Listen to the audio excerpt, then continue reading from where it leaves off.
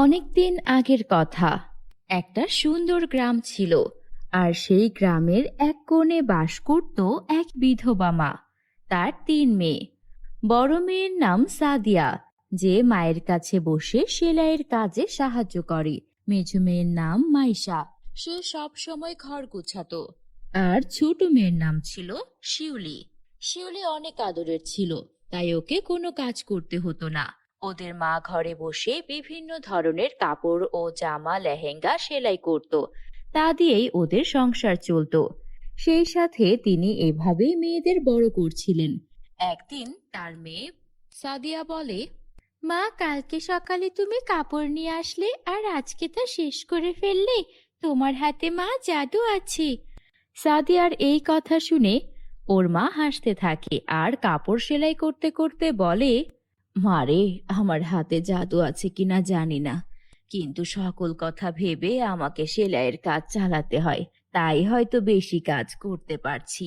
মায়ের এই কথা শুনে সাদিয়া মন খারাপ করে বলে, মা, আজকে যদি বাবা বেঁচে থাকতো তাহলে হয়তো এমন কষ্ট তোমাকে করতে হতো না।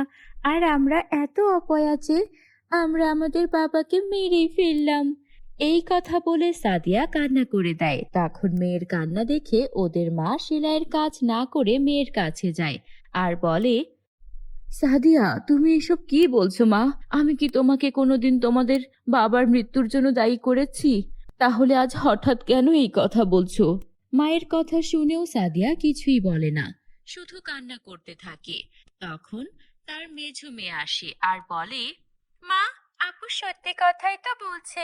কাকিমা আমাদের 3 বোনকে অপয়া বলে বলে আমরা নাকি আমাদের বাবাকে মেরে ফেলেছি। মেয়েদের কথা শুনে ওদের মা অনেক কষ্ট পায় আর বলে, আল্লাহ তাআলা দুনিয়ার ভালো মন্দ সব কিছু নিজে সৃষ্টি করেছেন, আর তাই আমাদের সবকিছু দেখে শুনেই চলতে হবে। অনেকেই কটু কথা বলবে, এসব শুনে কষ্ট পাওয়া যাবে না।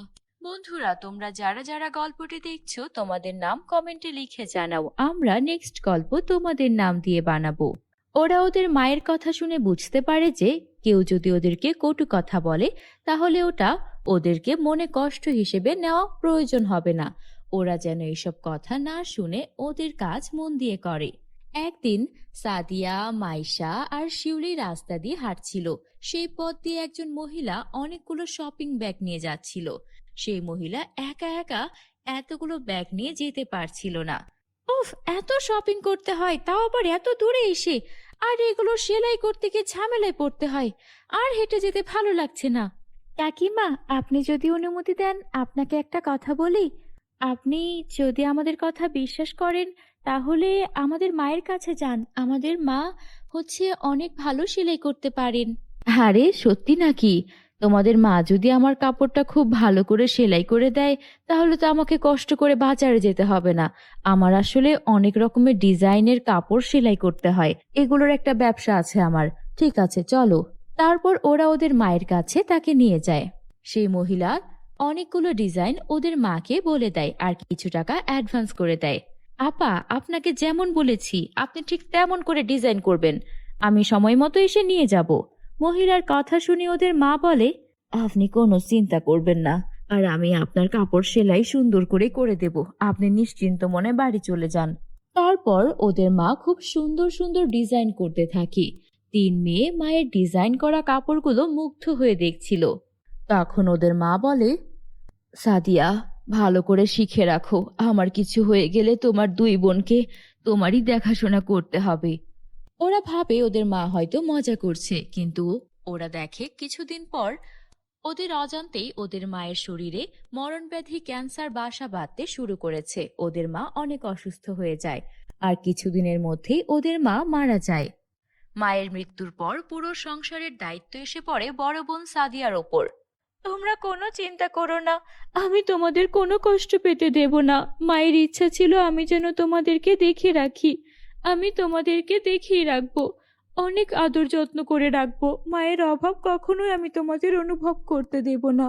এদিকে সেই মহিলা নিয়মিত ওদের থেকে কাপড় সেলাই করে নিত। সে যখন আসে আর জানতে পারে ওদের মা মারা গেছে, তখন তিনি খুবই ব্যথিত হন। দেখো, আমি তোমাদের কষ্ট বুঝতে পারছি, কিন্তু তোমাদের মা তো আমার থেকে অনেক টাকা অ্যাডভান্সও নিয়েছিল।